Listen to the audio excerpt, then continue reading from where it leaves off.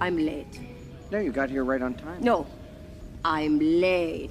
It's the Late Show. Sorry, I'm late. You're too late! The wizard is never late. Can I help you? Yeah, I'm gonna see the show. But not to come late. You are late.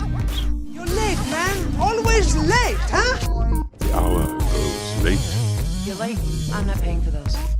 But is he already too late to save his friends? You're too late. And I'm like, dude. You're not going from Mary Poppins to a savage killer. I would say yes, it lives up to the hype. What little hype I had for it was pretty damn good. Where'd you get it from? Amazon. Jeff Bezos sponsored this podcast. Please. Yeah, put us Audible? on Amazon Unlimited. Oh, Audible. Is that where you get podcasts for Amazon? Or is it just Amazon Music? I was just talking Amazon in general.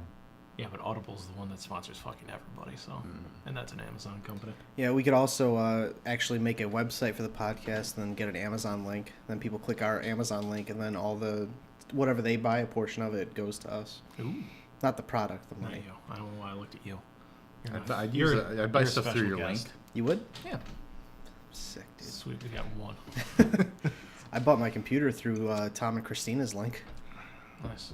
You're welcome, your mom's house. Please sponsor us. Throw us some of that McDonald's money you guys got back. Are you going to listen to Tom and Bert's new podcast? I already did. I figured you would have. They're only posting it like twice a month, though. No. Yeah, because they got to focus on their own podcast. Two bears, one cave. All right. Late to the Show podcast. This week we have Nick Rosenbloom, returning guest. First time returning First ever guest? returning guest. Yeah. Yeah. Hi. Yeah, we ran out of people. Yeah. I'm We're excited. recycling already. Well, you could have Andrew. You got Race coming on eventually. And Dylan. So there you go. You got plenty of. Kate will be back. Molly will be Molly back. Probably be back. Kate will be back for all of our Hayao Miyazaki movies. Yep. This is my last podcast. I'm retiring after this one. All right, cool. What a short-lived career. Yes. You have so much potential. I'm doing the Daniel Day-Lewis. I'm only doing the podcast that will benefit me. Is that what he does? Yeah.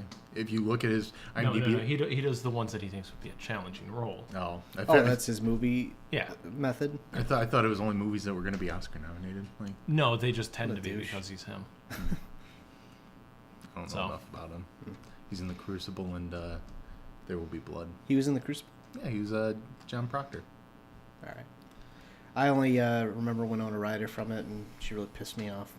I hated Winona Ryder until Stranger Things. I was like, oh, she's actually Even pretty cool. Because she always Beetlejuice? plays like Yeah, the she's in cuntiest Beetlejuice. character. Even in Beetlejuice? I've seen Yeah, Beetlejuice. even in but Beetlejuice. I thought she was like the nice one in Beetlejuice. I mean, she's the main character in it, but I mean, But related to Beetlejuice, the movie we're doing, not at all. There were moments in this that felt Tim Burton-y to me. Yeah, Yeah. definitely. Yeah. Like when... We haven't said what the movie is No, yet. we'll just keep talking and see if people figure it out. They'll know from the title. I mean, we've said for like 2-3 weeks now that it was going to be Evil Dead soon. So. Yeah, it's But Evil which Dead Evil 2. Dead? Evil Two. Dead as well? Yes. Yes. Evil Dead as well. Evil Dead, the Deadening. Yes. Dead by Dawn is what this one's subtitled. Really? Yeah, Yep. Evil Dead 2, Dead by Dawn. I don't see that anywhere. Oh, well, Look it up deeper. on the Wikipedia page. It is on the Wikipedia page. But yeah, the Fuck scene where you. Linda's corpse was dancing around. I'm like, oh, that's like straight out of Haunting. Tim Burton's brain. Oh, also known in publicity materials as Evil Dead 2, Dead by Dawn. Oh, look at that. I also Oh, read apparently and then here's this the movie poster. was supposed to be rated X, and they decided to release it unrated instead. Why would it have been rated X? Violence. Like, literally, it was for the amount of blood. That's why they tried to have, like, different colored bloods for things. I like It the did. black blood. It didn't help. They're like, no, it's still going to be rated X. They're like, we just won't have it. We'll release it unrated. Yeah, but it didn't even look like blood. You No, got it doused was- with Kool-Aid. Yeah, it looked like red water. Yeah. Speaking of being doused, the daughter of the... Annie. Yeah, Annie. When she got all the blood squirted on her from under the cellar. Yes. When she was grabbing... I can't think of the guy's name. All I remember is Bobby Joe. His name was Jake. Jake, okay. There's a reason you remember that. But, like, she gets squirted with all the blood, and then in the next scene, she's clean. Yeah. Yep. She just has, like, the one stain on her shoulder of actual, like, solid blood color. Yeah. Yeah, I thought that was So- silly. So Nick, I think you're the only person here who'd seen this before. You hadn't seen this one right before. No. I'd seen Army of Darkness. Yeah, I'd seen Army of Darkness, and I've seen the first one, but I hadn't seen the second. This explains how he loses his hand in detail. Yes. Whereas, I mean, Army of Darkness covers it for like a brief second. They sum up the movie pretty well, but... Well, it seems like they do this in every... I mean, I was reading, too, they couldn't get the rights back for the first movie, which is why they wanted to just recap using footage from the first movie. But they couldn't get that, so they're like, we're going to just make a new story to start it. How could they not get the rights back? I'm not sure. It's probably because it was so low budget and shit like that. And it had been a while since they had made the first one. It was 83 is when it was released to the first one. I think it was made in 81, though. I'm wondering if it's not a production company thing. They're like, no, we've got the rights to this footage. You can't use it. That's dumb. Yeah. Well, the way this one opens, it opens the same way the last one ends, where with him becoming possessed. Like, that was the very end of that one, so... I mean, it's still pretty much... It's just they briefly retell what happens. Very briefly. They cut out all of the friends. Yeah, and so it's just them.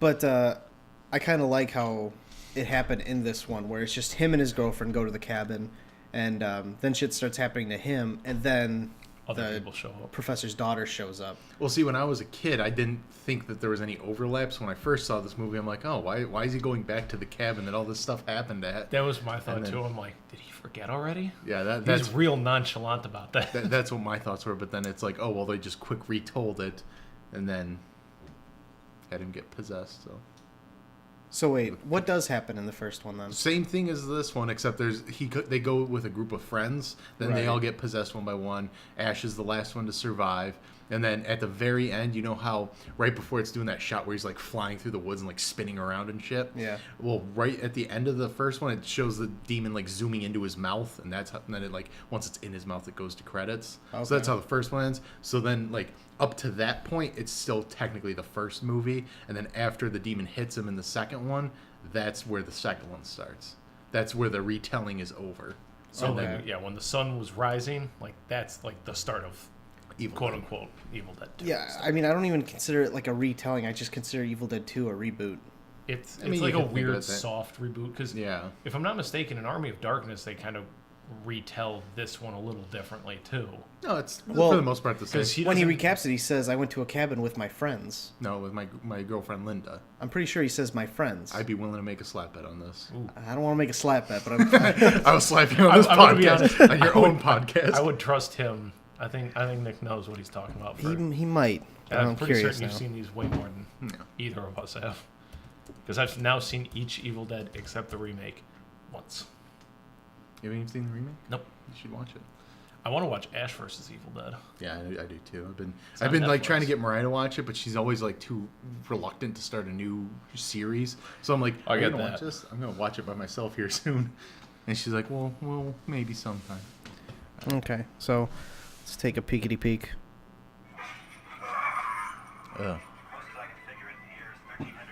13,000 AD.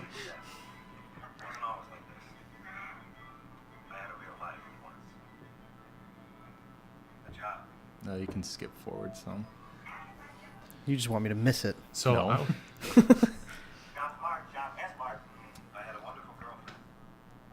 That's not the same Linda. It's also cut off.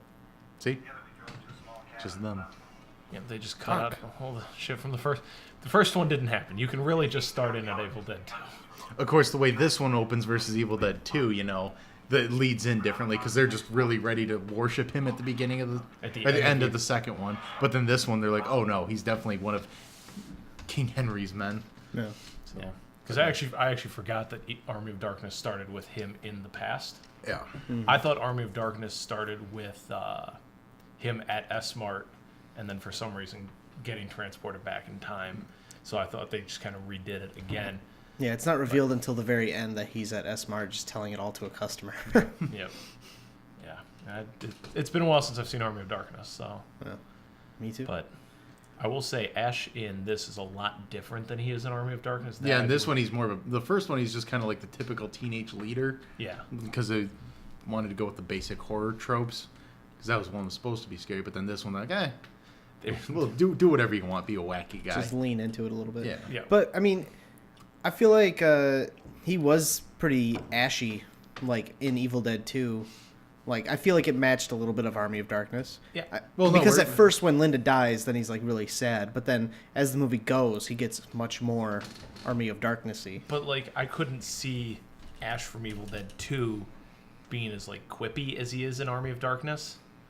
Wait, Like, we're comparing Evil Dead 2 to Army of Darkness. I thought we were talking the first Evil Dead. No, I'm to talking this one. Evil Dead 2 to Army of Darkness. Okay. I'm saying, because it felt like, I don't know, to me, it felt like he was losing his sanity, which he was. But... that was the best part of the movie, I thought. It was just his whole when he was by himself. Yeah, and in it's just cabin. like losing it. Yeah. Like when I was a kid, I loved the scene when everything started laughing at him. That was... I didn't like that. That creeped me out. That type of, like... I don't know if you call it Uncanny animation or, like the Puppetry. puppeting. It's puppetry, for yeah, sure. that freaks me out. The deer head? I like when Yeah. he was, like, bouncing with the lamp. Yeah. Yeah, I like that part, though. But, I don't know. I just felt like here he was kind of crazy, and like when he finally gets like the equipment, and he's like groovy at the end there. That's like he's just finally snapped, and this is now normal. So he's like, all right, this is cool, let's do it. Whereas in like Army of Darkness, it's like, it's just another day. It seems At this less point, like, it is, I guess. Yeah, but to him, it's all one adventure strung together. There is no break. True. That's true. But because I was actually reading that apparently Sam Raimi didn't particularly care for the change in his personality into Army of Darkness from Evil Dead 2. Oh, really? Like, I mean, he still wrote it, but maybe after the fact, he was probably like, maybe I shouldn't have gone that particular direction with it. But because I see what they're saying. Like, I do feel like Evil Dead 2 Ash is very different from Army of Darkness Ash. Yeah, but I don't really think it is that different. I mean, like I said, I think it's kind of a descent into the... Like, I see the trend that it's going on in Evil Dead 2, and then he just ends up as he is in Army of Darkness. It makes sense to me. Yeah. Nick, thoughts? Yeah. All right, quick fun fact. Does everyone remember Spider-Man? Yes. Yeah. Okay. He's in all three of them. Well, it's not him, it's his brother. Who? Bruce Campbell? Oh, I was talking about Sam Raimi. Oh, I did not know that. Oh, Sam Raimi's brother plays Hoffman. He's J. Jonah Jameson's like right-hand man. Okay. All right. He plays like zombified Henrietta. Yeah. Yep, I was reading that. So that's Sam Raimi's brother. Big latex costume. Yeah. That was gross. Yeah. A lot of this movie was gross. I think it's weird how like they like I like the style of like they're like would you call them zombies or deadites? Deadites. They don't even get called that until they go into the like they're possessed, I guess. They're not necessarily zombies, but okay. So their possessed look, I guess, because they switch back and forth sometimes. But I like their possessed look. But it is weird that they can just switch back into like looking normal, unpossessed. Like even if their face is all fucked up. Right. It's like you just contorted the shit out of your skin. How would it look the exact same afterwards? Yeah. Because it's demon magic. Duh. I get it. These are the rules. Well, and there was also the scene. I mean, they could just cloud his mind because there's in Evil Dead 2 when he's thought when he saw Linda out there dancing and everything, and then he started like smacking his face against the window. He was really just sitting in the chair the whole time. Yeah. And he was just imagining the whole thing, but still like panicking as if it was happening. Which was actually one of my other favorite shots was when he was talking to himself in the mirror and he jumps out and like is choking himself. Yeah, I like that. Like that was really cool, and I would like to see that in like not as goofy of a movie because that would be a really cool like effect and moment in like any other horror movie, like a really good like as they're psychologically descending into madness, and then he found out he was just choking himself. It's crazy how much his stunt double looks like him because they use him in Army of Darkness as well. Plays the evil Ash, but oh, he does play the evil Ash. Oh, that's funny. And like the whole time when they're like conjoined and like side by side, you can see a difference between the two, but they look so close alike that you're like, oh well, maybe that's just because he's a demon and he's got like a different feature. I will say this though, like the scene that you're talking about where he jumps out of the mirror at himself. I thought that's what was going to happen in Annabelle Comes Home when the girl's sitting in front of the TV that plays everything 3 seconds before it happens. Yeah, 3 seconds after. No, before. Oh, what happens on the TV happens 3 seconds before she actually does it. I got what you're saying. I thought you meant the TV was showing what happened in the past. I'm like, no, it doesn't. No, future. Yeah. Have you seen Annabelle Comes Home, John? No. Will you see it? No. You what won't? if Molly wants you to see it? Oh, Molly's already seen it. Oh, she did? Yeah, she went with her brother. What'd she think of it? She didn't like it actually. It's probably the second. She thought it relied too much on jump scares. They all do. like too much than like the other ones. I don't know. I think I don't know. I would say The Conjuring doesn't so much rely on jump scares. Conjuring does too. I think not as I bad thought as it did because of the Insidious. whole clapping shit. Well, but it's less of a jump scare because it's not a big noise. Like you see the hands clap and then they like. Yeah, but there's the scene where the witch is on top of the dresser. Okay, that's a jump scare. Yeah, there's a big jump scare. And then when What's like that? they slam the from door Conjuring? when she like sees the thing in the corner, and then the door slams in the room. yeah. That's a jump scare. Yeah, but like there's- when the hands come out of the closet too. I guess that's a not as much jump scare. And that but- was creepier to me. I think Annabelle like built up a lot of creepiness. Like there was a lot of creepy tension to it. Yeah. And then it would like cap it with like something loud, which could be construed as a jump scare. I wouldn't say it is. Though. They were definitely That's like a jump scare. Like there was you ratchet up the tension and then a quick release like that. That's a jump scare. Like the entire. I would say a jump scare is when there's like complete silence. There's not tension, and then it like snaps. Well, in. there was the entire like time you're she was- expecting it to happen. I wouldn't call it a jump scare if like you know it is gonna happen. No, a jump scare that is is one that jump- catches that's me a by jump- surprise though. No, you could know a jump scare is coming. Like I could, like when we watched it the first time. You know, my strategy for watching horror movies, because I'm a complete coward. No, I do the same thing. is He was I will- doing it at the movie yesterday. I will watch the bottom right corner of the screen, or when I was watching The Conjuring, I would watch just above the television when I knew a jump scare was coming. Because you can always tell, but it's still a jump scare. I don't. Okay. I always felt like a jump scare was something you didn't see coming at all. Like the wide shot of the girl in she's in the room with all the shit.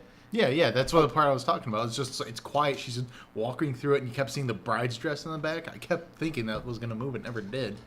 But Okay, but I was saying my jump scare moment was like when she's just walking through, and then all of a sudden the jar that has like the summoning bracelet yeah. shuts. That's a fucking jump scare because there wasn't any tension built up. It just happened. That Yeah. freaked me out But because you that's weren't a jump expecting scare it. too. yeah, I Yeah, mean, that's what I consider jump scare primarily. I don't really consider it a jump scare if it's building up to something, then something happens.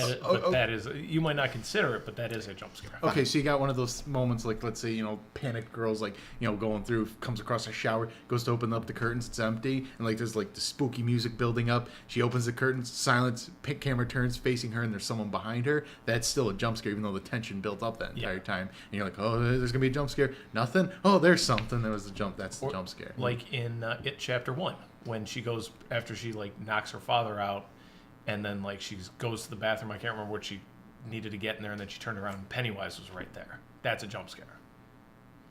Okay, yeah, I would say that's a jump scare because my mind at that scene is thinking, oh, this is an action scene because she's fighting her dad, and then all of a sudden it kicks into creepy. Yeah. That would be a jump scare to me. That is a jump scare, but hell, the scene that we were just talking about where Evil Ash jumps out of the mirror at him. In any other movie, that would have been a jump scare. I mean, back I would in the day, still that call it a probably jump was scare. Jump scare. I mean, I don't know. Maybe Another jump scare is when they're like standing on the door trying to like hold the trap door down, and it like shakes a bunch, stops, and then has one more little shake. Yeah. I would call that a jump scare too. But shit, what's a good example of like? Yeah, I don't know. But yeah, so jump. I'm not scares. really arguing. I'm just like trying to think We're of what I discussing what define jump- as a What jump are scare you for like- myself. are you It's not trying an to think argument; of- it's a discussion. Like, what were you gonna say? Like, you're trying to think of an example of what? Yeah, just another like poorly done jump scare. Oh, But I can't think of any. I did want to discuss the scene from the movie though, when he was fighting his hand while it was still attached to him when he was in the kitchen. And he was breaking the dishes over his head. Yeah. I'd like to point out that his face and mouth weren't moving at all. He was Yeah. making oh, like, they do that. They do that in like the entire movie. Oh, I know, Like, but it was super noticeable to me in yeah. that scene. Right, yeah. I mean, they did that kind of in Planet of the Apes, though, too. Oh, yeah. I think it's so much harder. I mean, like, also, they probably were just thinking, after they cut that scene together, they're like, this is boring without him, like, grunting or anything. So then they had to dub in some voice shit. But also, I feel like it's probably just really hard cutting fucking original reel-to-reel audio, doing it on film. Oh, probably. And tape and shit. Sounds like a Probably. goddamn nightmare. Also, if we're talking continuity errors or errors in movies in general, the scene where the demon's like initially chasing him through the cabin, he keeps like trying to close the doors in front of him. Yeah. Oh, God. When he turns the corner to that door and he closes it, you can see the hand like quick come up and push the door open. I kept trying to rewind it, and Mariah was getting annoyed with me. I'm like, I know I saw a hand. I had to like try and go slow mo and then just skip right over. I'm like, damn it! So I just had to go in there and just like hammer away at pause, and like you could barely see it because it was blurry. But I'm like, that is definitely a hand. There was another scene where I think it's when Ash is driving back from the bridge that's all fucking curled up, and he shoots through the windshield when the camera's like zooming in on him. At one point, you look to the right of the like on the right side of the image, and you see like the cart or whatever. Yeah, like the dolly cart or something. I think they use like an ATV for that shot or something. I think. Well, for them to go through the car though, that's something entirely else. I don't know. I'm assuming they probably put it on like a zip line or something. That's movie magic. I wouldn't understand. Well, because I think it's either in that book that I bought you that I don't know why I bought you a book. I don't know either. But I read the first 26 pages, so right. I'm getting there. Slowly. If only had more pictures. There are pictures in it though. Oh. I remember reading like they had before like actual like Steadicam type of stuff had been really perfected. Like they had rigged up their own kind of Steadicam thing with like it was like a wheel and they had like a piece of wood to balance. And like they had the camera mounted on it, which is how they did like a lot of like through the woods chasing. I mean, I imagine you could shrink that somewhat to get it to go through a car. I would have assumed they would just like hold it and run with it. And then like because it's moving so fast anyway, they can lose frames where it like jumps like crazy anyway. Yeah, but if they ran with it, the scene where he gets in the car and it's keeping up with him, no one would be able to do that. Yeah. Like, well, and then also I'd like to point out too, with the cutting and continuity errors, there was a moment where it was like right up on his wheel well, then it cut to him turning the car and going, and now it was like way behind the car as it turned. I'm like, weren't you right there? That's all continuity thing, because like there's so many times where the demon's like right on top of them and somehow he just managed to like back off. Chosen one. The demon's more so messing with their minds. Yeah. But it's supposed to scare them and the audience. Even still, though, I really liked that first one where it was chasing him when he went back from the bridge and like he was running through the house. Like, I was like really impressed with how, like, on such a low budget that they made that work. Yeah. Like when it knocked the door down and everything, because it stayed in its perspective following it until it lost Ash. Yeah. Which I thought was really well done. And I like how they do that in all the Evil Deads too. But Army of Darkness probably is my favorite one where it like splits the trees in half while it's going to find him. I don't remember that. Yeah, I don't remember if it's when he's in the past or like when he's retelling it, but it shows the demon and like going through the woods and like there's a tree. No, it's when he stumbles upon the Necronomicon in the graveyard, like right before it. Okay. It's chasing him on the horseback while he's on horse, not the demon, but it's like goes up to a tree and the tree just splits in half and it goes like right through the tree. That's pretty cool. Yeah. It really is amazing what they were able to accomplish with such a low budget. I mean, surprisingly though, I don't know what a good budget is for a movie, but they had like a couple million for that. Evil Dead 2 was $3.5 million. Wow. And Evil Dead 1 was $350,000. Yeah. So they literally 10 times. Yeah, by 10. And then Army of Darkness, I think, was probably a lot more. I think it was $11 million, and then it made 25.9 in the box office. Nice. So each time one of these fucking movies came out, it doubled. Yeah. Well, I was also reading apparently Stephen King convinced a producer to help fund it because Stephen King was a big fan of the original. Oh, really? Yeah. Oh, that's cool. It's always nice to have an endorsement like that. Yeah. Did Sam Raimi ever do a Stephen King adaptation? That would have probably been cool. Because like Sam Raimi, he does have like a good way of making things like disturbingly creepy, which seems like it's Stephen King's whole fucking bread and butter. He's good with uncanny valley type things, like things that are just kind of like weird to look at. Like the whole Linda dancing scene, you know. Yeah. It was, again, very Tim Burton-y. When they were fighting Henrietta at the end, that looked like Tim Burton. Yeah. Just that claymation, creepy thing. That's very Tim Burton. They also did that a lot in the Twilight Zone movie. Have you guys seen that? Oh, it does a lot of like that weird claymation-y type stuff, where it's like very uncanny valley, like you were saying. But also, I think what adds to the creepiness is that it's all like lit up really brightly. It's not like dark. It's like you see like literally everything going on. Yeah. That's also kind of creeps me out. Which I think is, I'm not going to go see it, but I think is going to help Midsommar.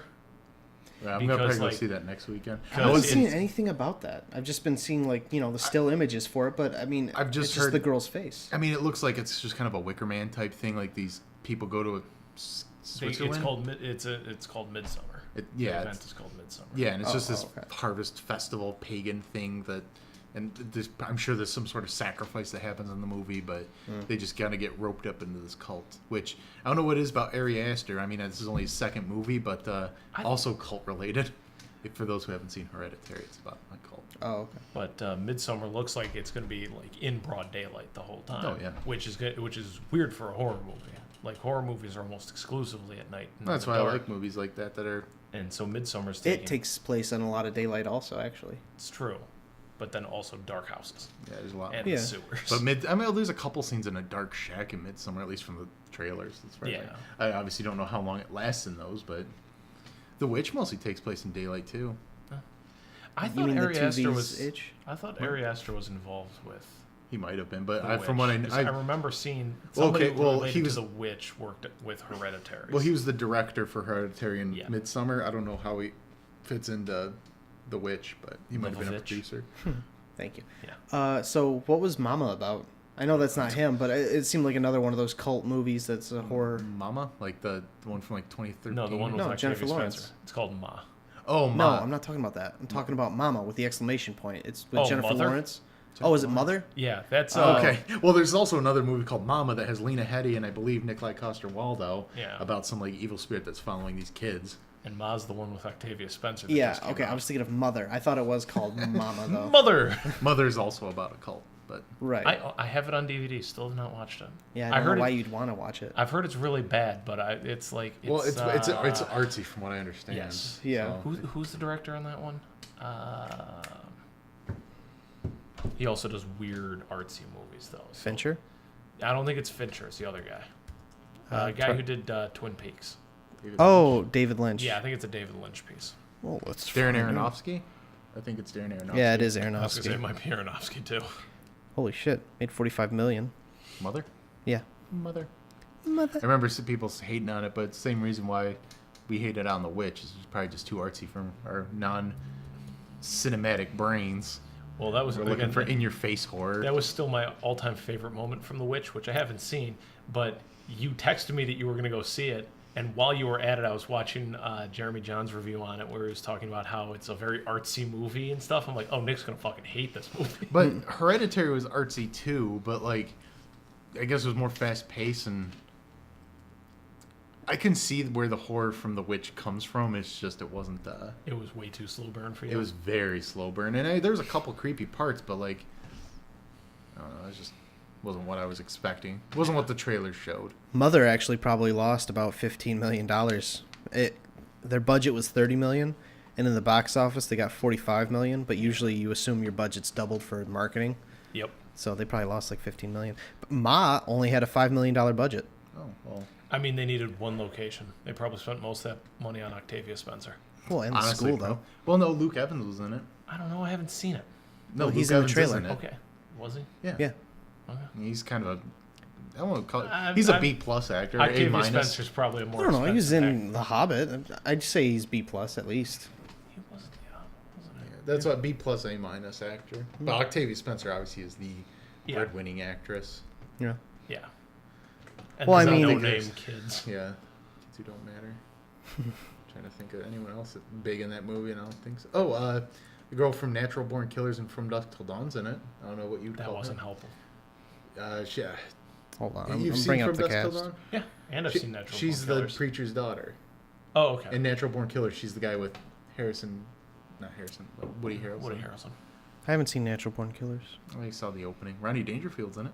For a little bit. Yeah, I bet he doesn't get any respect in it. Oh, Allison Janney. No. Who dat? No. I'm saying she's in Ma though. Oh. She's another name I know. Fantastic. Oh, you know what I thought was funny though? Mary Ellen from Annabelle Comes Home. She's the blonde. Oh, okay. Yeah, she needed the inhaler and stuff. Yeah. I thought it was hilarious that they're trying to like kind of play her like, oh, she's like the nerdy character who doesn't get out much, but in Jumanji she's like the hot preppy chick who like gives the fucking plain girl shit. It's like, I saw Jumanji first. How am I supposed to buy her as this inhaler needing dork? Yeah.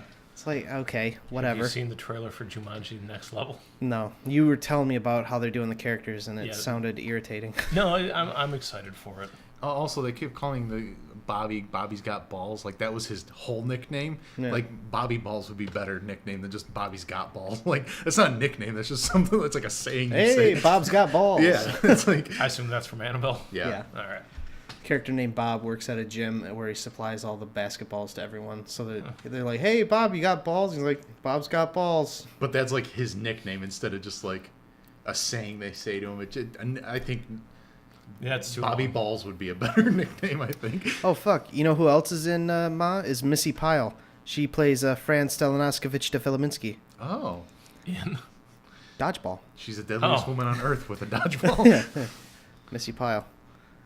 Oh, so it is. Show them, Fran. I think that guy might actually be dead. Oh, and the lady from Spy, the lead lady. Yeah, that's Allison Janney. Yeah. Oh, yeah. Her. She's also in the... Oh, fuck. She's also in the show Mom. Yeah. Man, what's with all these plays on moms? I don't know. Mom is a fucking horrible show. You got mother, mama, mother, mom. Mommy. Is there a movie out called Mommy yet? Oh, I'm sure. What's the one where like the mom has her head wrapped up from surgery and like her two twin sons like are planning to kill her? Oh, I watched that one too. Is that Mimi or something? No. Oh, it's gonna bug me. That was a good movie. That was a good psychological thriller. German weird shit that they're into. So wait, is it like the sons are trying to kill her, or is it actually that she's trying to kill them? Well, okay. The twist is Mom in German. Yeah. the big twist. Spoiler alert coming up. So, the Ma goes through some facial reconstruction surgery. She looks creepy with the bandages on her face, and I think it's called Mommy Dearest. I think is what the movie's called. So she's just kind of acting weird, and the twins are trying to like figure out why.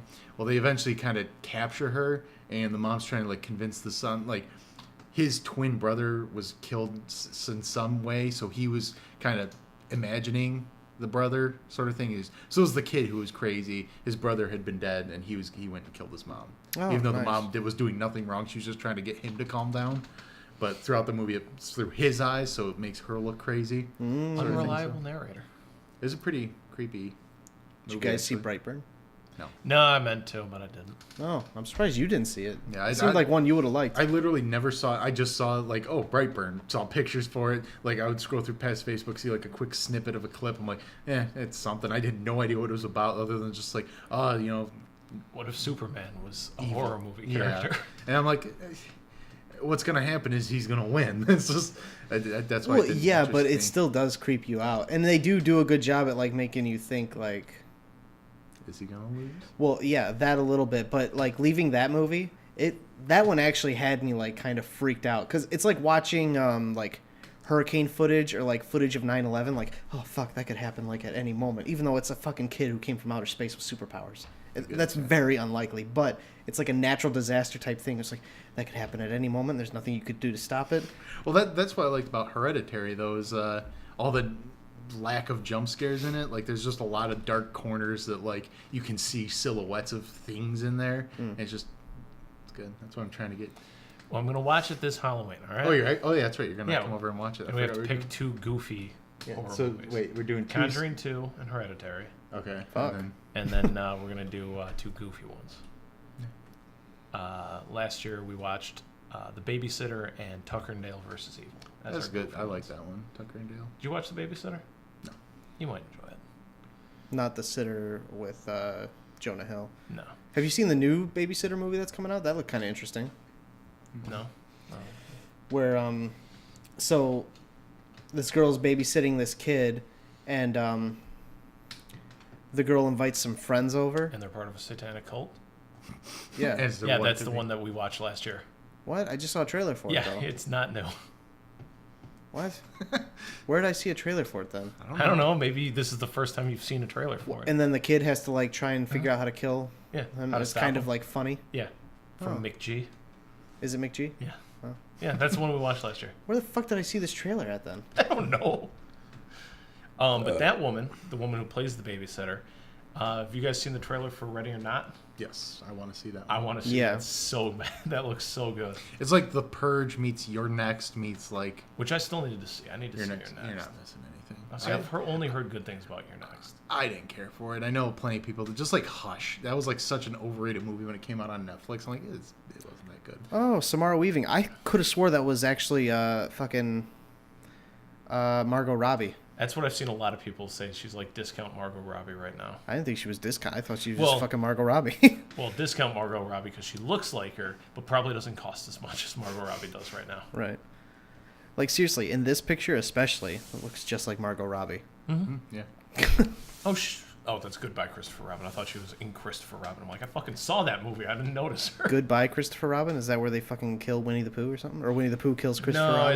No, it's the genocide. I don't know. It's some other Christopher Robin, Winnie the Pooh, but it's not like the 100 Graveyard Wood. Also, something I didn't like about Annabelle Comes Home is it was like Scooby-Doo Monsters Unleashed. It was just like all the spirits just decided to run amok in the Warrens' house. Yeah. That was kind of goofy. But it was mostly just... I don't even... Was it actually the spirits, or was it just Annabelle, like, controlling all the spirits? Well, they said it was Annabelle controlling all the spirits, but, like, I mean, that samurai armor, that was its own spirit. The ferryman was its own spirit. Yeah. Like, all those things. And then the Wolfman spirit, which I thought was kind of lame. Yeah, Kate said that was kind of lame, too. She said, like, it looked good, but it was lame in the movie. Yeah, it didn't belong. It became a werewolf movie, not a ghost movie, and that's what... And then also, he took it didn't it out really... with a guitar. Like, he turned it into a puff shit. of smoke. Yeah, that was the dumbest thing. And then he was holding on to it the rest of the movie. It's like, all right, your guitar's gone. You can let go of the red. I actually like that. I think it's funny. Like, he's so scared he doesn't know to drop it. So can I say something about the original Conjuring since we're talking about that right now? Yeah, let's talk about everything. Yeah, I mean... We're talking about horror movies. This is a horror movie podcast, yeah. Not an Evil Dead 2 We're podcast. using Evil Dead 2 as a framing device. It's the through line of the podcast. Yes. So in The Conjuring, at one point, Ed calls like his bishop friend or whatever, and he's like, "Hey, this place is definitely haunted. Can we get an exorcism?" And the bishop's like, "Well, we need more evidence." That happens in Conjuring 2 as well. It's like, shouldn't you just trust these guys at this point? Like, they've got a whole fucking room full of every evil object on the planet. Can't you just say, they probably know what they're talking about. We don't need videographic proof to go send a priest in to exorcise them. Well, they do, because actually in Annabelle Comes Home, at the start of the movie, there's been an article that's published in their local newspaper that says exactly what they are, and it's talking about a hoax. So, like, they probably got, like, sniff of a haunting, and it was actually turned out to be a hoax, or it wasn't real. Mm-hmm. So, also in The Conjuring 2, the church calls them out to England to help this family who says they're being haunted. Yeah. But they need to have concrete proof that that's what's happening, because if the church gets involved, then it makes, all fucking Catholic Church look false. Okay, fine. That's fair. So actually, I would say it does actually... It actually builds into the realism of, like, fucking ghosts and shit for me. But when they're, like, pulling politics into it, it's like, oh, shit. But they touch on that in the first one, because you see them, like, go to some guy's place, and they're like, this is just this creaky pipe. That's what's causing your noise. Why'd you fucking waste our time? So when they call the church and be like, this place is definitely haunted, we've already checked it for every other thing, we don't have video proof of it, but we know for a fact. Send somebody. The church should have just been like, okay, you've at least covered your bases while you were there. Well, maybe they were too busy fucking little boys. Probably. Speaking of ghosts, while we were watching Evil Dead 2 last night, and Henrietta was singing the Mockingbird. Eminem's Mockingbird. Yeah, so I was just thinking that. During that scene, we were just sitting there, and all of a sudden her Xbox turned on in the back, and we're like, so we paused the movie, and it was dark at this point. I'm just kind of like, it was just kind of creeping back. I'm like, I don't want to do this. So I might need to call Ed Warren if he's still capable of traveling. Dead. No, well, Lorraine the girl just died. Lorraine died. I thought Ed had been. No, I think Ed's still got maybe a couple good months left. Well, if he is dead, you can call Patrick Wilson then. Close enough. He's probably a method actor at this point. He could probably do it. Zach Bagans. Don't call him. Call Zach Bagans. Zach Bagans, if you're listening to this, come on the podcast. Is it Bagans? Bagans. I thought it was Baggins. Bagans. What if he did? Like, what if? Fuck yeah. Probably would. I want to meet Zach Bagans. What movie would you review then? Like, what would your be? Conjuring 2. I don't know. What's your thoughts on this? Do they do it accurate? No, you gotta do it first Insidious, because they have goofy ghost hunters and that come in, so you could do. But or they fucking, they follow the same advice and shit that Ed and Lorraine Warren do. Like, I'm sure he's read all their books, and like, I read somewhere, but apparently it's not. I thought I saw somewhere that Zach Bagans actually bought the Annabelle doll for his haunted museum. He has a haunted museum. Oh yeah, I believe in it. Vegas, he's got like all this like. Surprised like Rob Zombie wouldn't have bought it. He has like a museum in Chicago, doesn't he? Yeah, but that's like a gore museum. That's like I don't think that's a ghost. He bought something from Manson after he died.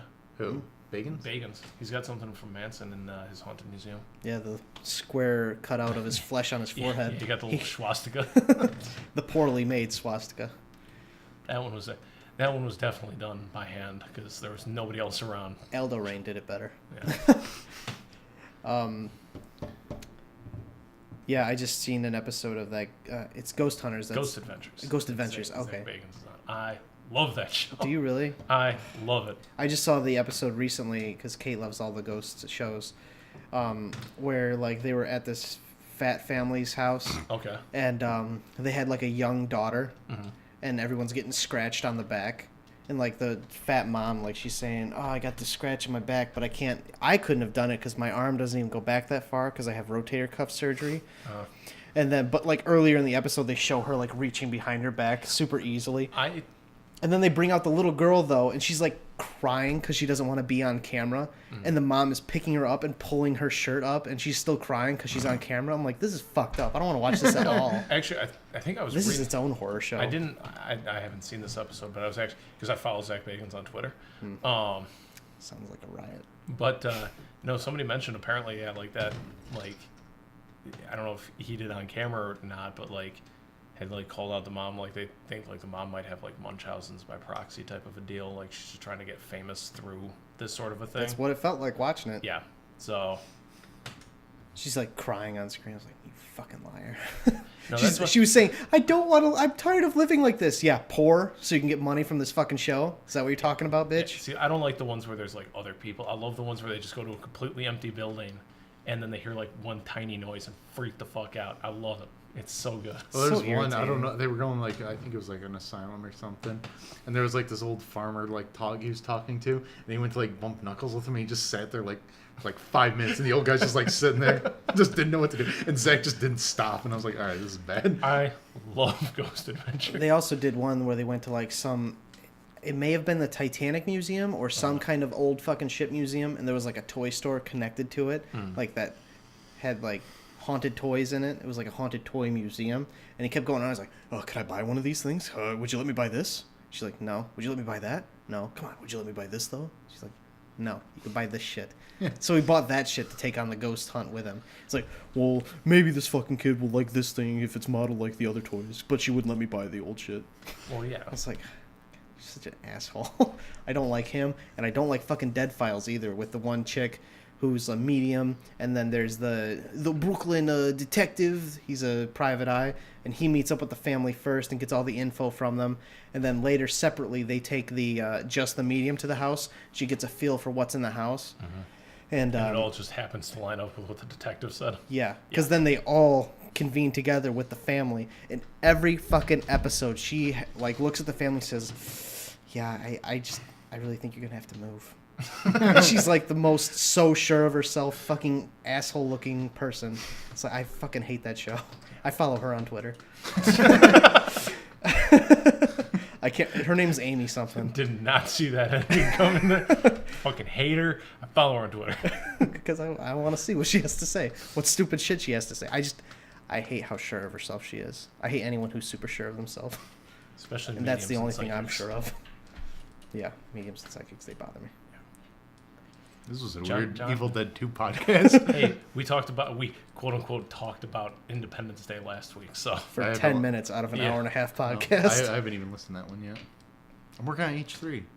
I go between your guys' podcasts. Yeah, but when I came out to your car 2 days ago, you were listening to the Birdcage podcast. Yeah, so and I finished it. Yeah, thank you. You're welcome. You were right at the end of it when I saw you anyway. So. Yeah. So Evil Dead 2, what was your favorite moment from the movie, Nick? The whole scene where he's by himself going nuts. With the laughing with everything? I remember when I was a kid, I loved that scene. But I also didn't like when I was a kid when I saw it. It freaked me out, like how after he had already gone through all this shit, cutting his own hand off, like all the demonic shit he went through, and then these people come in and start beating the shit out of him and throw him down the cellar. I felt so terrible as a kid. I was like, why is he going through all this? And then at the very end of the movie, he's back in the past, like screaming no, because he doesn't want to be in the past. He wants to be back to his normal life. And just all this bad shit happened to him so quickly. Yeah. It all happened in the span of 2 days. Yeah. Yeah. Well, and then me out what? He as a spent kid. like a week in the past or some shit. I don't know how long Army of Darkness, like how many. I mean, days they never really specify, but It seems like that happens in the span of 4 days. Well, I think they said it was like a 3 days ride to the fucking cemetery where the Necronomicon was. So. Oh, really? It was a couple days. I don't think it was like. So if the Necronomicon was already written in Army of Darkness, how could they talk about the hero that fell from the sky in the Necronomicon? Like, I feel like the Necronomicon Because they said is it disappears around 1300 AD, Yes. and that's where he got to in the past. No, I know, but he's mentioned. Yeah, but in the Necronomicon. they probably didn't write it in the. There was probably whatever demons like, oh well, this is a prophecy that's going to happen. Is this man's going to fall and we're going to have to fight him, sort of thing. Well, and they could add to the Necronomicon. I see. I always kind of feel like the Necronomicon, like it's done. That's the book. Yeah, is I don't done. think they added. Like I didn't feel like they added to it. Maybe they do. Because they said there was bloody rivers. I mean, that had to have been back in like biblical times. It sounds like a plague that would have happened. I don't know. There's fucking deadites everywhere. It could happen at any point. I don't know. I don't know enough about the lore. I mean, oceans of blood. That could also just be a metaphor for the fact that there's a lot of dead people around. Like there's so much killing happening that there was so much blood. It could have been an ocean. I think it's a metaphor. Which is something I liked in the new one is how they stayed true to lots of blood. The blood rain part. Yeah. Well, no, not that part. That part actually kind of made me mad. The abomination at the end.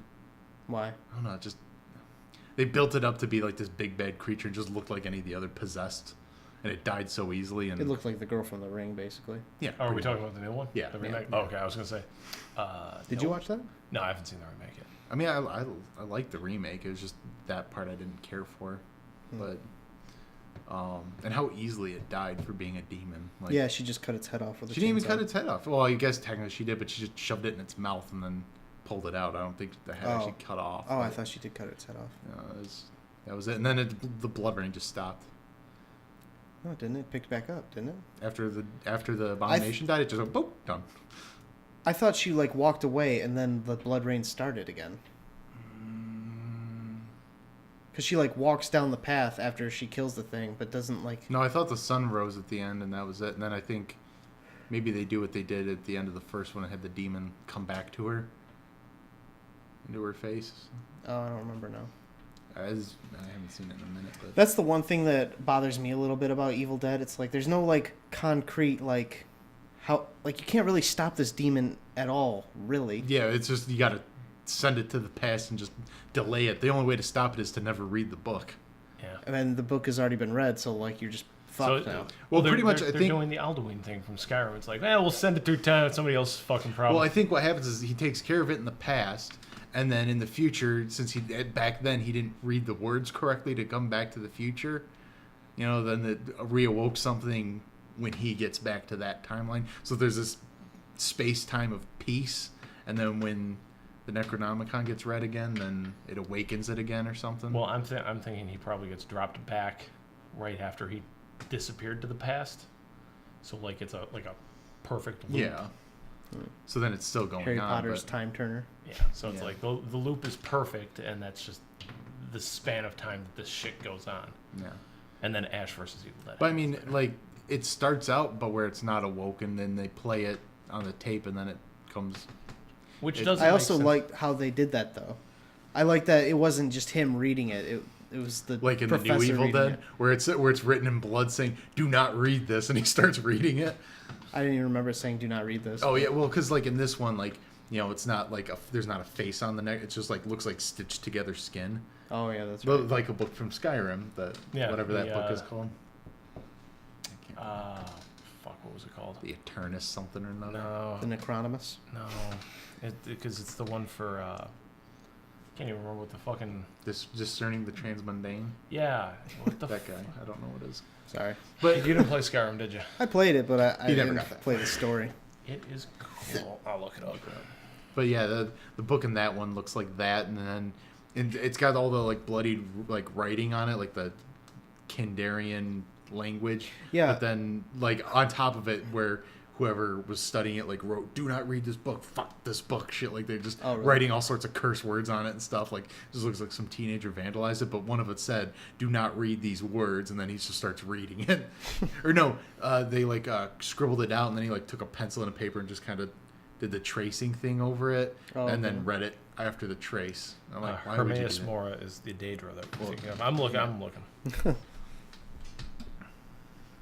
Ogma Infinium is what you Okay, get. so Eternus. I was getting off. Also, how did he read the book? It wouldn't have been written in English, right? No, he read it in the language.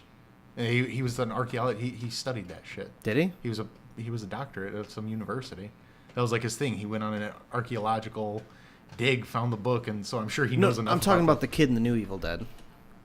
Oh, it was probably written out in English, like spelt out somehow. I don't know. See, because That's that's what made more sense. Instead of trying, like, he should have translated in Evil Dead 2, because I haven't seen Evil Dead 1. He should have translated it, like, written the whole thing out and figured out what those words meant, and then been like, maybe I shouldn't say these words out loud. Also, actually, now that I'm thinking about it, Ash wouldn't have really needed to play. Because the guy had already read them out loud. Right. Well, but I think maybe because no one was there, then the words like awoken. It's like, ooh, someone's around. I gotta go check it out.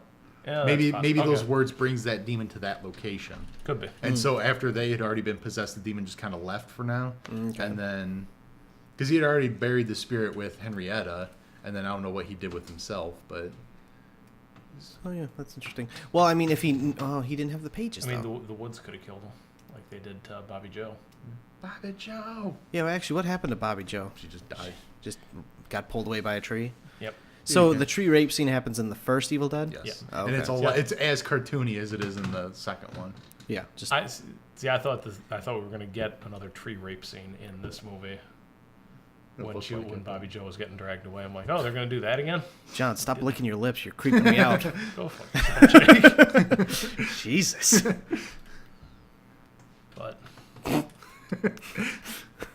Jake's an asshole. If you haven't figured it out yet, folks. God, his eyes are all bloodshot over there.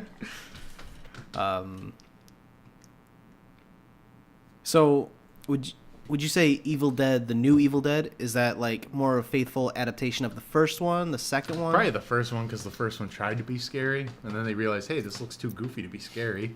Let's just kind of go with the punches and Okay. make it it's creepy and goofy at the same time. And then that's what they did. But, And then Army of Darkness went no horror, just like all action. I mean, they had tropes in the remake that held true to Evil Dead, but for the most part, they didn't do it justice. Well, like but the cabin.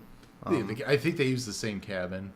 Oh, really? It That's it cool. looked exactly the same layout. I don't remember. So Um, I remember the trap door. I That was remember- the scene that freaked me out the most in the new Evil Dead. Was her face in the trap door. Fucking hated that shit. That was the first horror movie I saw with you in theaters, I think. Because that was when I first noticed that you do what John does and just No, not. we had seen fucking the Resident Evil movies. Those don't count. They count. This is sci-fi horror. They so- suck. I saw 4 and 5 with you in theaters. That's true. Both of you. Well, it doesn't help they come out around my birthday, so. Not anymore. Not anymore. Yeah. Allegedly. Well, what? There's a horror movie coming out this September. Oh, It. Probably see that shit for my Oh, birthday. nice. Good Sick time. shit. What? Yeah, we didn't even see a movie last year for your birthday, did we? No, I don't remember what the fuck we did for my birthday. Did you even have a birthday? No, I Are you still 23? I don't know how old I am. I forgot how old you were on a podcast. Yeah, I remember that. Yeah, he's 33. Yeah. He's older than you. You didn't know this No, whole he time. also forgot I took the film history and appreciation class with him at Rock Yeah, Valley. but to be fair, that's more forgivable than forgetting how old your brother is. I suppose. Thank you, John. You're welcome. But we had Jake. a lot of good moments in that class. I lost my first slap bet in that class. Was that your first loss? Yeah, my only loss. That was the concussion I gave you. No. That was. I didn't forget that you were in the class. I forgot a paper you wrote in the class. Oh You yeah, fucking that's animal. right. That's right. You forgot that I wrote the paper on the Mark- Coen Brothers. yeah Coen Brothers. I was gonna say You about to say Scorsese. Marx Brothers? No, it's Martin Scorsese. I Yeah. did a thing on Marx Brothers too. I forgot an assignment you did by yourself, not even one I helped you on. Yeah. Sorry. I Yeah, you should be. was gonna say I wouldn't forget that I fucking slapped the shit out of you in that class. Lucky that Jerry didn't walk in when I did that shit too. Yeah, no. He'd have slapped me. It was already a shitty day because I had to go retype my paper real quick, like 5 minutes before class started, Oh, that was a good day. Nice. and then I came back and got fucking wrecked.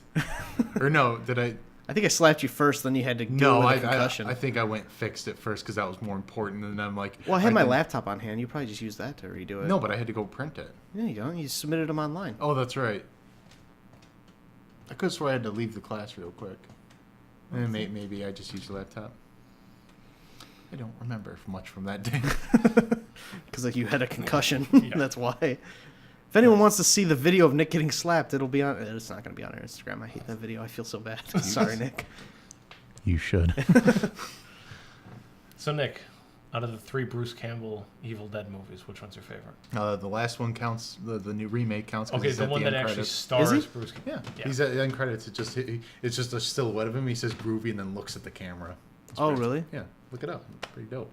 Oh, but also, I'd like to point out that Bruce Campbell's acting ability jumps dramatically between Evil Dead 2 and Army of Darkness. From what I remember of Army of Darkness. What do you mean? Like, you think just he does a better job acting in Army of Darkness? In Army of Darkness, yes, I do. He's more animated in Army of Darkness because he's more people to talk to. And that might be it. I don't know. And it's also just kind of a product of the time, but I didn't believe any of the scenes where he was supposed to be crying and emotional. I'm like, that's just the extra campy stuff. Yeah, like, and maybe it was the idea was to tone down the camp, just, but yeah. So, you can skip a lot of that. Let me turn down. David gets. Oh, this is the alternate ending, you fool. Well, I typed in Bruce Campbell cameo.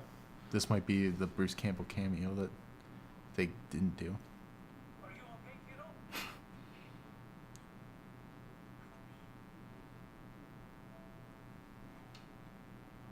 Lady. Don't you worry, kid. Take you to the hospital and they'll patch you up in no time. Your eyes are ringing. Oh, she's still gonna be possessed. They said David gets possessed. Maybe that's David. Did I see you jump a little bit? Yes. Shut up. So okay. That's a jump scare. Yeah. Yeah. Okay, so type in end credits, like, for Evil Dead. But, no, Army of Darkness is probably my favorite one, just because that's a great comedy. Like, I need to watch that one again. There we go. I have seen the dark shadows moving in the woods, and I have no doubt that whatever I have resurrected through this book is sure to come calling for me.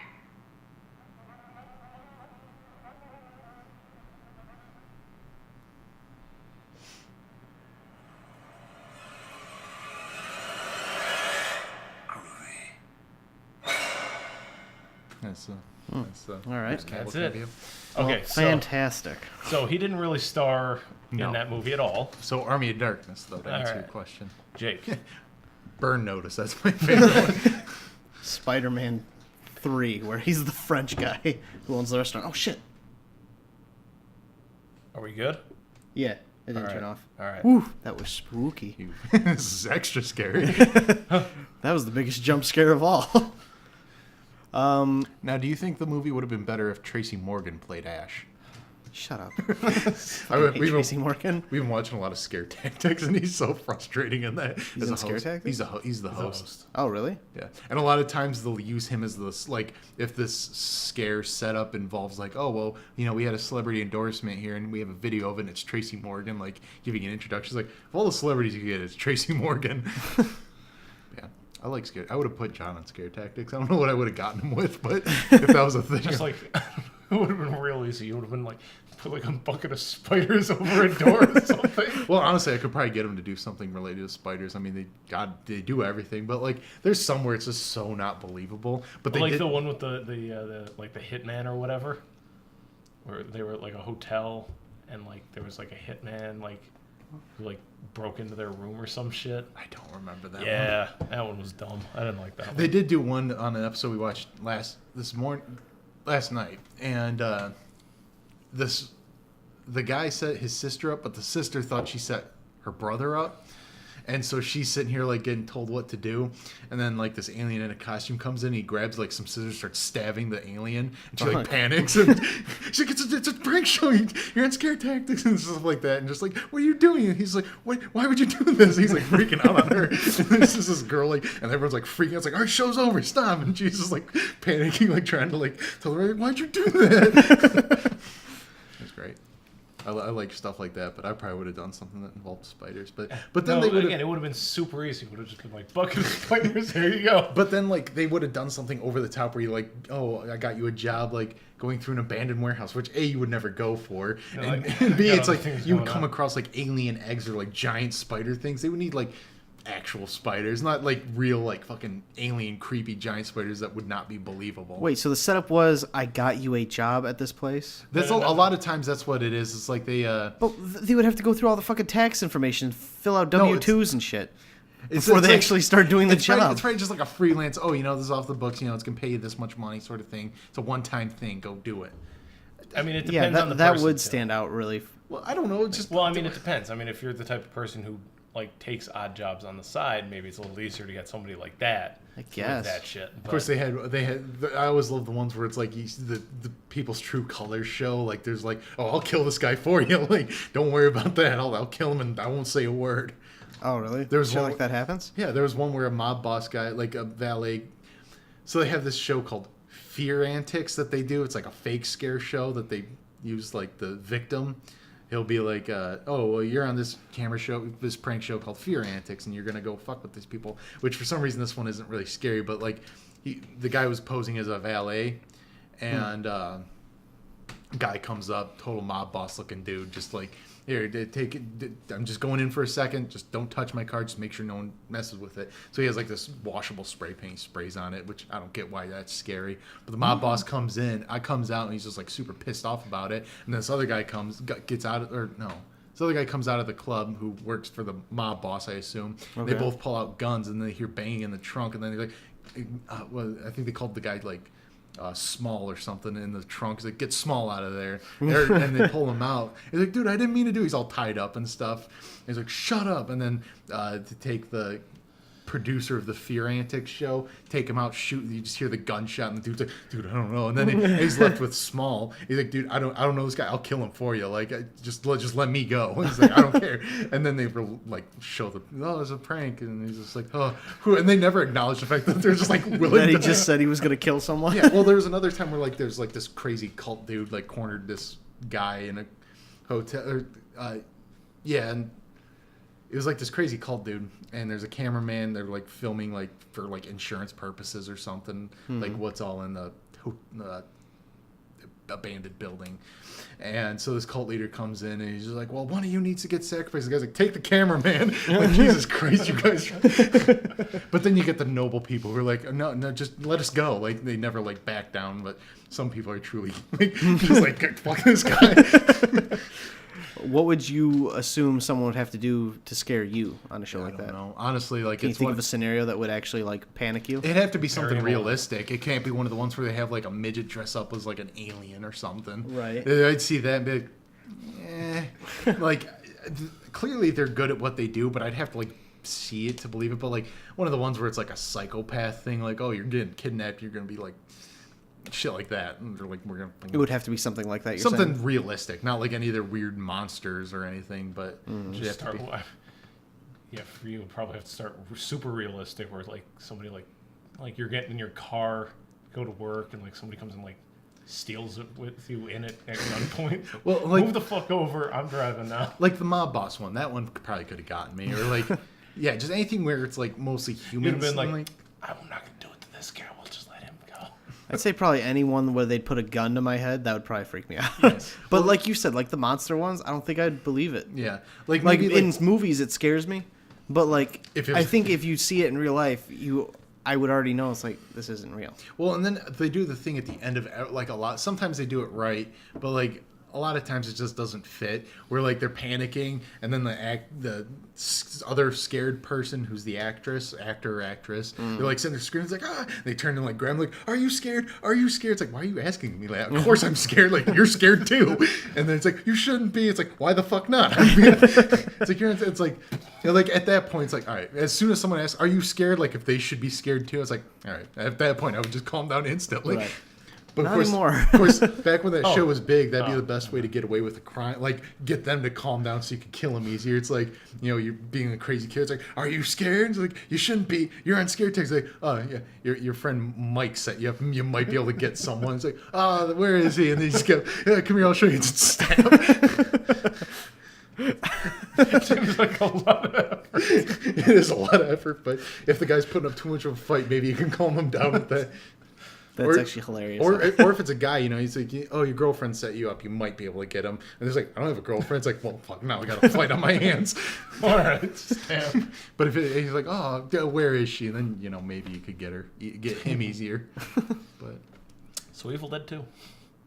Wasn't there one in Scare Tactics? Don't they also like cut the camera to see what's going on, and it's like everybody's still acting like shit's happening. Yeah, it's like we don't need to see that part. We know that's fake. Yeah, it's like, oh, they're in the other room killing somebody.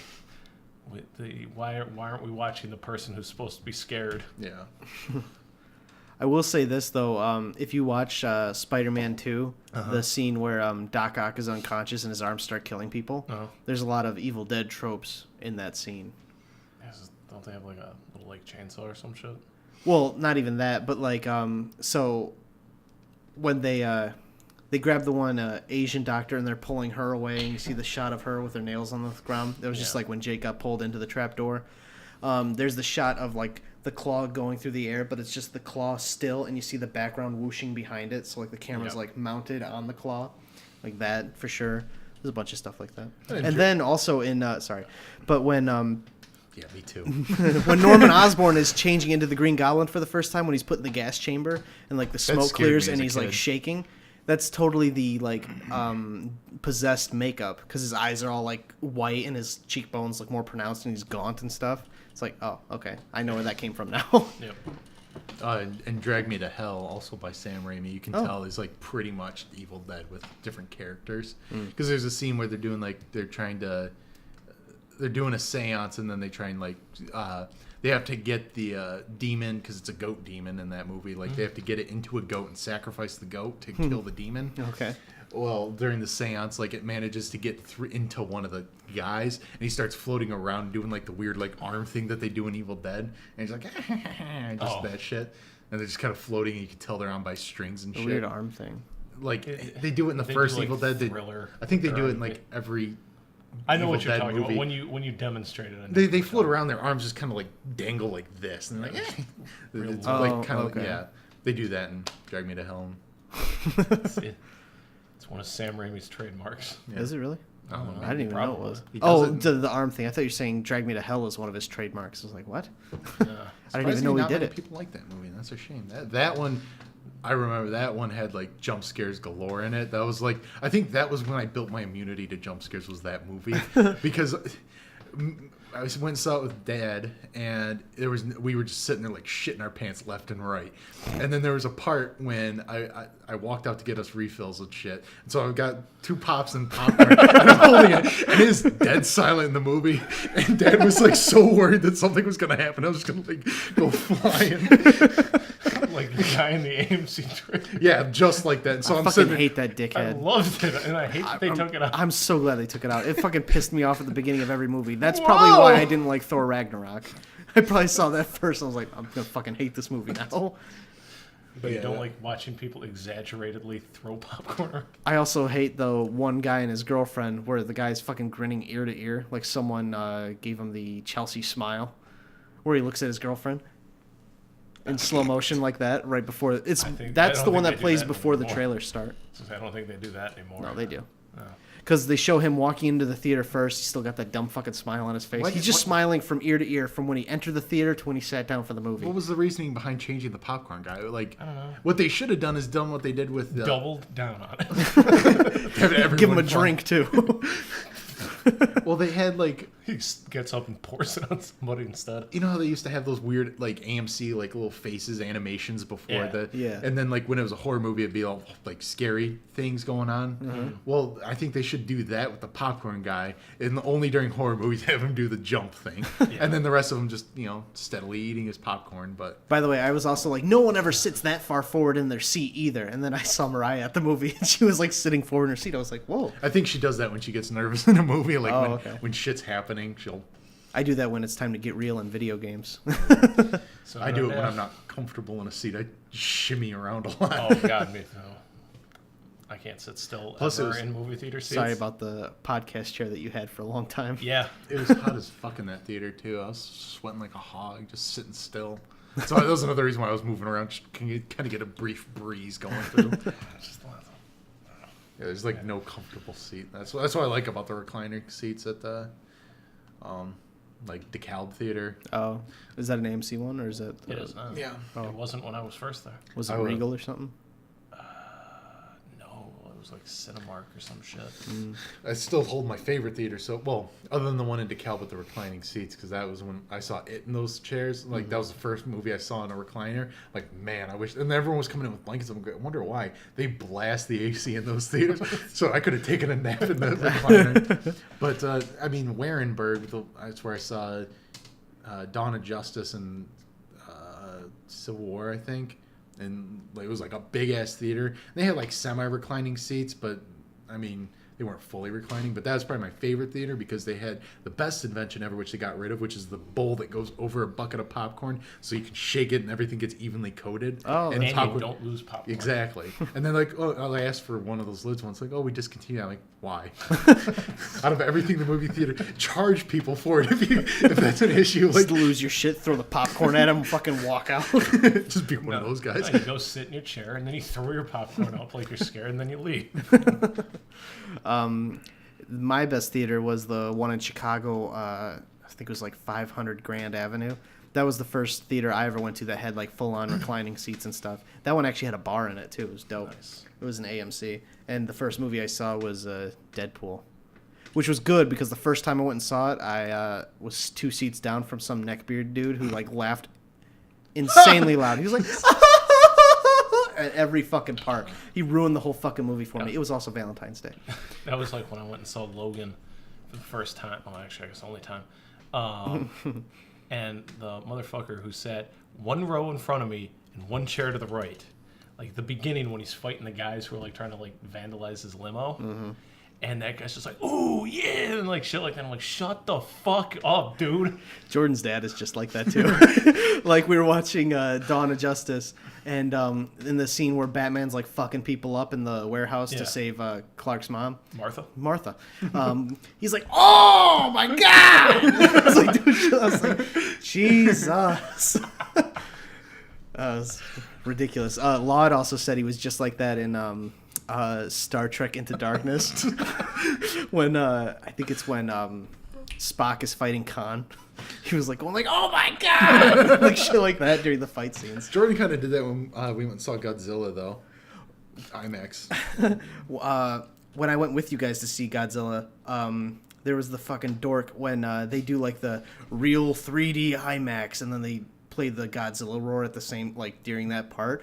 There was some nerd in front of us who went, "Oh my god!" Jordan did the exact. Are you sure that wasn't Jordan? Because it wasn't Jordan. It was like a guy 2 seats in front. But he did when we went and first saw it. He did the exact same thing. He was like, "Dude, this looks fucking dope."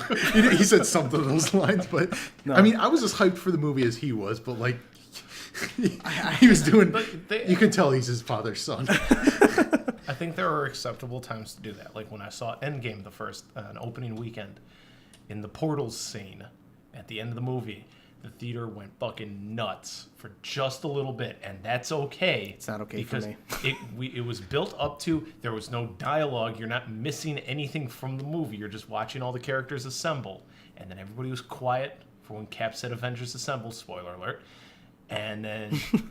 It's not a spoiler. That happens in every movie. No, it does not. This is the only Avengers movie Cap says Avengers Assemble. Really? Yes. Oh, well, it's always played up. Now the movie's ruined. You know, I'll never be able to see it. God, I fucking hate that though. I want to have that moment to myself. No, but that was part of. Quiet. But that was part of the moment. Was everybody's excitement? Not for me. Well, my excitement is internal, and that's when I force out the single man tear. It's like, this is for me. I'm the same way. I don't like when people are like, if they want to give a standing ovation at the end of the movie, fine. I don't care. I had that problem watching Force Awakens. Han Solo, fucking Chewie. Then Leia showed up and got quieter, and then like C-3PO, and like everybody was dying down. But it's like, all right, we've seen everybody. Yeah, it's like, I'm the same way. It's like, just shut up. You can cheer silently. It's a fucking movie. I agree. I love them, and I enjoy seeing these parts happening. But I don't know. It was a cool moment. Like, I thought in the theater at that moment it was cool. 2 weeks later, when people weren't doing it, I'm like, cool. We're all good now. Like, if people were still losing their shit, I'm like, All the we've next seen year or this two already wanted at to this freak point. out already. Yeah, be like it's done at this point. Just let it be now. You know. My big thing is it's not a fucking play. The but characters they weren't aren't losing their like shit working for the- off of your like Yeah, no, obviously. enjoyment of the movie. That's actually why I never understood why people applaud during movies. Like everybody was just like, like cheered for a moment, but that was like for the audience. Like that cheer was for the audience, and it was. I don't know. In the moments it like felt that, awesome. that's when I like to sit back, get my goosebumps, be like, Yeah, like that. Exactly. Nice. Like the whole scene in Kingsman when he goes berserk in the church scene. If people cheered during that shit, I would have been like, shut the fuck up. Like I was like sitting there enjoying it. Like the first time it ever happened to me was actually in the first Avengers movie when Hulk fucking destroyed Loki. Like, gave him the fucking slam back and forth, and then he said puny god. Yeah. Everyone fucking lost their minds at that part. I was like, Like this it's is okay the if dawn everybody of my, like, internal rage. Like, that was, like, the first time it happened. Yeah. That was also the first time I went to a movie, and it was, like, full-on packed. Like, we had to wait in line to get into the theater. That was the first time that ever happened for me. Remember when we went and saw Last Jedi? How bad a line that was. I'm glad we got there as early as we did. Yeah. Guys always shit on me for going to a movie early. At least you didn't have to wait in line. No. It's different. Like, when you go into a Star Wars movie, we went to Annabelle Comes Home at 11 o'clock on a Friday. The weekend Spider-Man came out also. Yes. There was no one in that theater. There was us and I like four to or catch five the other first people. look. I'm sorry. The first looks? Yeah. Yeah, I don't really care for that. I get to see what's Nuvi with Maria Menounos. I get to see The only thing what's newbie with her is her fucking jean jacket. I get to see all the Nuvi arcade augmented reality. I get to see how I could save the theater, how to race to the From the theater. Do you play those Cinevators? games? Yes, from the Cinevators. Do you play the games? No. Mariah keeps saying, "Oh, I need to download that," and then she always never does. And then we get to the movie, she says that every time. I fucking hate that Maria Menounos is like, did you do it yet? Oh, look at that, huh? I've only seen her do that once. Oh, like with happened the a few card times. game one? Yeah, she's like narrating it as it's happening. Like, wow, how do you know this stuff? Oh, by the way, Knock it off, there was like they You were don't doing fucking like know. quick trivia at the beginning of Annabelle. It was like, okay, what are these three movies? It was just like stills of them, and it was like Wizard of Oz, Black Panther, and something else. Yeah, because I had the same ones today. And then there was Silence of the Lambs, and then they wanted, oh, what's the famous quote from these movies? There's Silence of the Lambs, Good evening, Clarice. which that's the problem I have here. It's like what's the other two what's, I was positive on because it was like Rocky and whatever the other one was, and I'm like, okay, it's Yo Adrian and some other one. Yeah, I got the two of those right. But yeah, I then was Silence like, of the Lambs, I'm fava like, beans? I don't well, fucking yeah, know. and that's just it. I'm like, those quotes are too long. And me and Mariah got a pseudo argument about it. She's like, yeah, but Good Evening Clarice, that's like what he says. I'm like, no, but that's not the iconic quote from that movie. It's post the lotion on the skin, or a census taker tried to test me. Those are the two lines from that movie I mean, that people identify with immediately. I get Good Evening, Clarice, but also you are more correct Yes. because those if you were to go to any random person and be like, what is the famous line from Silence of the Lambs. Lambs? One of those two would be said, Yeah, not more likely. Good Evening Clarice. I actually thought it was Hello Clarice, so I would have been wrong. He says that too, but I mean, even or at the very end of the movie when he's like, "I'm having an old friend for dinner," that is even more iconic than "Good Evening, Clarice." Not the Good Evening Clarice. No, I would have gone to Good Hello Evening. Clarice before I'm having an old friend for dinner because I didn't know that one until I saw it. No, So Oh. I enjoyed it though. good movie. Yep. Never seen any of the other Hannibals, because as far as I know, Silent Slam's the only one worth seeing. Kate loved the show Hannibal. yeah, I heard the show's Well, I've heard the show's good, but like Hannibal Rising, Red Dragon, I've wanted to see, Oh, Gavin told me about but that. that one I don't know if that was Anthony Hopkins. Hannibal. Oh, Hannibal Anthony Hopkins was Red Dragon? yeah. No, that was what the fuck's that guy's name? Hannibal Buress. No. Oh. I don't know, but it's not Anthony Yeah. Hopkins. Well, and then there's also Manhunter, which was the Oh, first. that's the one I'm thinking of. That's the OG Hannibal Lecter movie. That was like the first one made with that had Hannibal Lecter in it as a character. And then Silence of the Lambs came after. no, Red Dragon came out next, I think. So Silence of the Lambs is like the third Hannibal Lecter movie. Yeah, I think so. That's the most famous of I them. think I'm not gonna. That's neat. I'm gonna look it up. I would assume like they just introduced the character Hannibal Lecter in Silence of the Lambs, and then it was like they realized that character was so good they decided to make movie spin-offs about him. Yeah, no, that was not the first one. Wow, that's kind of crazy. Yep. I didn't know that. Neat. It's weird. Especially because it's not really I mean, it is, but it's not a Hannibal Lecter movie. So it's interesting that they just took him as a character and plugged him into that. I was very wrong. Manhunter was first, so I knew that. Then Silence of the Lambs, then Hannibal, Red Dragon, and then Hannibal Rising. So in chronological order, it's Hannibal Rising, Manhunter / Red Dragon. Because, wasn't Red Dragon just a remake of Manhunter? Based on the novel. And they're based on books. Okay, yeah, they're both based on the novel Red Dragon. I didn't realize they were based on books either. And then there's a lot I don't know. Hannibal. That's why we do this podcast. Exactly. So do we have any other thoughts on Evil Dead 2? I think we covered. Let's make another Evil Dead 2. Honestly, they kind of left this one open. There's a theory that the lady that survived at the end of the new Evil Dead is gonna Ashley. Is that her name, Ashley? Yeah. Oh, well, she's gonna meet up with the other Ashley. Ash, if you like to call him. I do like to call him that. Well, because it's okay. So you got Ash and then Ashley. She's gonna go he's gonna find her, and then they're gonna team up and hunt some Deadites. I think that's gonna be Army of Darkness 2. I think that's what they're gonna go for. They're not just gonna try and plug her into Ash versus Evil Dead. Ash versus Evil Dead is done. Is it done for sure now? Oh, 3 seasons still it got. Well, then I think then they're gonna make the next one that, which I'd be okay with. Like, I don't know if they're gonna go back in time or if they're gonna make Evil Dead 2 where they go hunting with the Deadites, or if they're going to what they're gonna do. But they're Evil both Dead handless. 4 / Army of Darkness 2. You know what'd be really cool, since they're coming out with an Ashley Williams character for Mortal Kombat, is if they did an alternate skin where it is the girl from the new Evil Dead. Yeah, that'd be cool. Another movie where he's a demon hunter is Bubba Hotep. There was a comic apparently that was Army of Darkness / Bubba Hotep, where Ash Williams works with Bubba Hotep. Even though it's played by the same guy, but like Bubba Hotep. I mean, you could also make the like a theory that Bubba Hotep is old Ash, and like after he decided to. Well, I guess no, because he was a Elvis impersonator when he was younger. So like, what? It's just funny. Well, because of also the line "Hail to the King, baby." Yeah, because Bubba, he teams up with a guy who thinks he's President Kennedy, I think. He's this old black guy who's like senile and he thinks he's President Kennedy. All right. He's someone, and then he teams up with Bubba Hotep, or no. I don't know what the character's name is. But I think Bubba Hotep is like the evil pharaoh creature that they're fighting in the retirement home. Okay. I don't know. We should add this to the list. Because I do want to watch it. So... Have you watched it? No, I want to. Oh, okay. I'm going to step away for a second. Right. I'm receiving a phone call and I need to pee. Well, I think that's a good time to wrap it up anyway. No, I'm not done talking. Done talking to me. Yeah.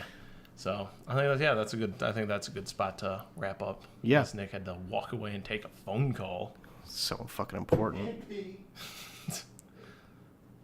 All right. So that's it for this week. Next week, TBD.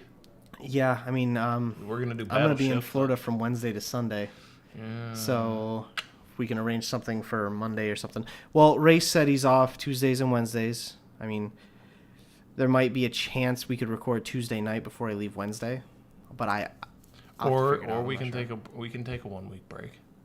Well, I mean, we could just record with Race next Tuesday after I get back from Florida. Yeah, and then we would just have to turn it over real quick. That works. Or we'll do something else.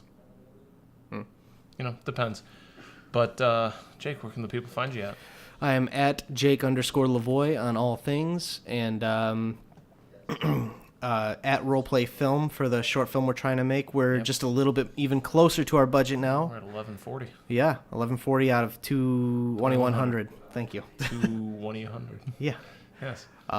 John, where can they find you? I am at Rosendoom2 on Twitter, Rosendoom1 on Instagram. Mm-hmm. You can find the podcast at LTTS Podcast on Twitter, and Late to the Podcast on Instagram. And Nick is joining us again now that his so important phone call is done. It wasn't that important. I did have to pee, though. Nick, where can the people find you? I gave it on the last podcast. Yeah, well, we give this every episode. Facebook and Twitter. I don't post to Twitter. Or Facebook, really. I lurk on both of them. That's about it. What's your handle on Twitter? At Nick Rosenbloom, I think. Capital N, capital R. Nice. Yeah, nice and easy. All right, guys. That's it for this week. We'll fucking let you know what we're doing next week. Don't be late. Boy.